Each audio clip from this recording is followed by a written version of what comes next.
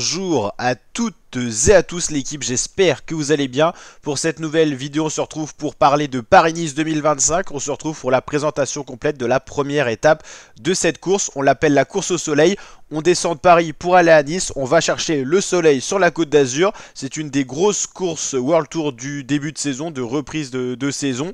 On a eu l'occasion de parler des Strade Bianche sur la chaîne YouTube, qui était la classique du 8 mars. La vidéo résumée est disponible sur la chaîne YouTube. La vidéo chute de Tadej Pogacar également disponible sur la chaîne si vous voulez revivre intensément ces Strade Bianche. Et donc on est parti pour Paris-Nice 2025. Première étape, le Perret en Yvelines. On sera dans les Yvelines, juste à côté de Paris, pour des boucles pour en tout 156 km au programme. Donc le départ sera donné de la ville de Le Perret en Yvelines, qui sera également ville départ et arrivée. 156 km, c'est assez court, c'est vraiment un profil de début de saison. On aura 3 côtes répertoriées en 3ème catégorie pour attribuer les premiers points du meilleur grimpeur. On aura donc un meilleur grimpeur à l'issue de cette étape. Côte de Villiers-Saint-Frédéric, côte des 17 tournants et la fameuse côte de Villiers-Saint-Frédéric qui sera donc escaladée 2 fois par les coureurs, 1 km 2 à 7% de moyenne. C'est une petite bosse qu'il faudra quand même souligner, qui sera placée pas si loin que ça de l'arrivée, à une vingtaine de kilomètres. Et il y aura une autre bosse au niveau des Ménules qui sera d'ailleurs le sprint intermédiaire très proche de la ligne d'arrivée. On verra si les sprinteurs oseront faire ce sprint intermédiaire pour prendre des points au maillot des grimpeurs, et je crois qu'il y a 3, 2 et 1 seconde d'attribuer, alors que le sprint final interviendra 10 km plus tard. Donc est-ce que les sprinteurs feront le doublé? C'est la grande question. N'hésitez pas à me donner votre avis en commentaire. Est-ce que vous pensez que le sprint intermédiaire des Ménules sera disputé? C'est normalement une étape dédiée pour les sprinteurs. On ne devrait pas avoir d'échappée écaille au bout. Certainement que si on a des hommes qui s'échappent en tête de la course, les équipes de sprinteurs vont gérer l'écart pour ne jamais le laisser trop important, pour justement permettre aux sprinteurs de s'imposer. Justement, regardons un petit peu l'effectif des coureurs partants. On vous a fait une vidéo présentation complète des coureurs, elle est encore disponible sur la chaîne bien sûr.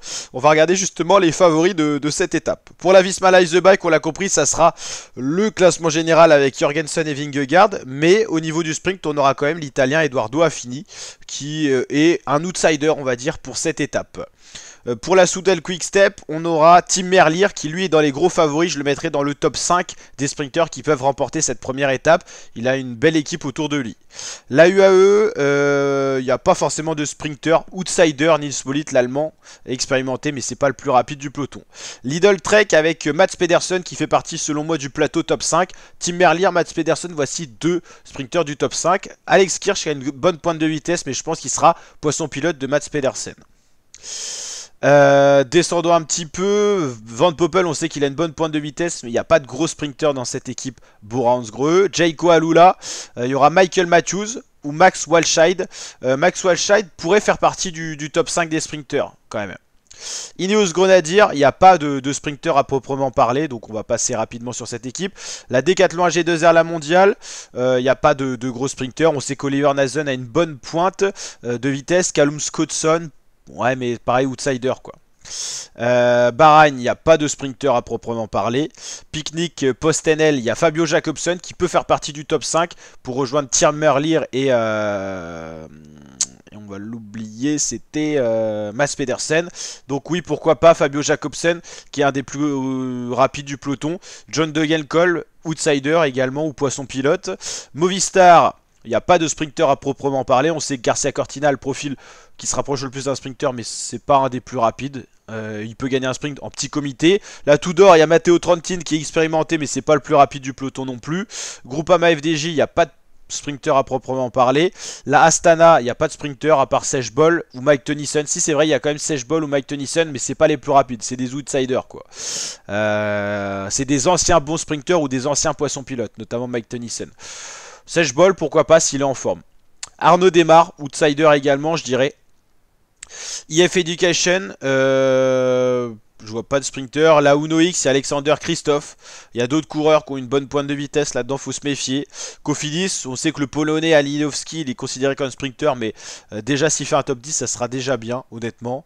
Intermarché Wanty, Hugo Page, le français, c'est une des cartes. Total Energy Anthony Turgis au sprint. Là, Alpecin de Sunning, de Koenig, je vois pas forcément de sprinter là-dedans. Et la Caja Rural, je connais pas cette équipe pour vous dire qui pourrait être sprinter. Donc vous l'avez compris, les plus rapides sur le papier, c'est Mats Pedersen, Tim Merlier ou Fabio Jacobsen. Pour moi, c'est le top 3, c'est le gratin, on va dire. Et après, deux sprinters qui pourraient être affichés dans le top 5. Pourquoi pas Max Wildchild? Je pense qu'il est sous-coté. Il pourrait faire un top 5. Et après, dans le top 5, pour venir compléter les trois que j'ai dit. Pareil, un Chase Ball en bonne forme. Même s'il est normalement un cran en dessous, mais pourquoi pas. En début de saison, il peut surprendre, quoi. Donc voilà, mais Hugo Page, oui, pourrait faire un top 5 par exemple. Pour le français, moi en tant que français, il y a Arnaud Desmar, Anthony Turgis, mais c'est Hugo Page qui pour moi semble la plus grande chance au sprint. Donc voilà pour cette présentation, j'espère qu'elle vous a plu. Si c'est le cas, n'hésitez pas à liker, le petit pouce bleu des familles qui fait plaisir, à vous abonner pour suivre en intégralité le Paris-Nice. Présentation des étapes comme celle-ci pour chacune des étapes et résumé de chacune des étapes. C'est intégral sur la chaîne YouTube, donc n'hésitez pas à nous rejoindre en vous abonnant. Ciao l'équipe!